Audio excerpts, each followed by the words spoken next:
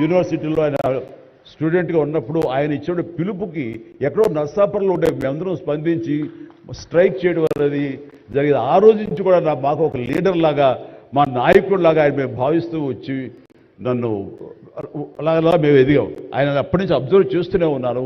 ఆయన వాగ్ధాటికి నేను పెద్ద ఫ్యాన్ని. ఆయన మాట్లాడే మాటలు అలాగా నోరు వెళ్ళగట్టి చూస్తుంటాను. ఇప్పుడు కూడా అదే ఎదురు చూస్తాను. ఆయన ఎంత ఓపికగా మాట్లాడతారో తెలియదు, కానీ డెఫినెట్గా అలరిస్తారంటే ఎలాంటి సందేహం లేదు. సో ఆ రోజు నుంచి ఈ రోజు వరకు కూడాను ఆయన రాజకీయంగా ఒక హుందాతనంతో రియల్ స్టేట్స్మెన్ ఇన్ పాలిటిక్స్ అన్నది ఆయన నిర్మాణాత్మకంగా అలా ముందుకెళ్తూ ఈ రోజున అత్యున్నతమైన పొజిషన్ మాజీ ఉపరాష్ట్రపతిగా ఆయన నిర్వహించి తన బాధ్యతలు చేశారు. కానీ ఆయన ఎప్పుడూ మదనపడుతుంటారు. నాతో కూడా ఆయన షేర్ చేసుకున్నారు. రాజకీయాలు రాను రాను ఇలాగా దుర్భాషలతోటి, వ్యక్తిగత విమర్శతోటి ఇలా దిగజారిపోతున్నాయి చిరంజీవి గారు. ఇది కాదు, ఇది ఆ హుందాతనం ఉండాలి.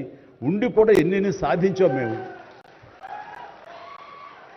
అది ఇదవుతున్నట్టు ఎంత మదన పడుతున్నారంటే వన్ టు వన్ కూర్చున్నప్పుడు ఆయనతో నాతో చెప్పినప్పుడు ఇప్పుడు కూడా అలాగే అయిపోతుంది. అలా అవ్వకుండా ఉంటే బాగుంటుంది అంటే, అలాంటి అవ్వకుండా ఉంటే బాగుంటుందన్న ప్రయత్నంలో నేను కూడా మిమ్మల్ని ఇన్స్పిరేషన్గా తీసుకుని నేను వెళ్ళినవాడే రండి. కానీ ఆ ధాటికి ఆ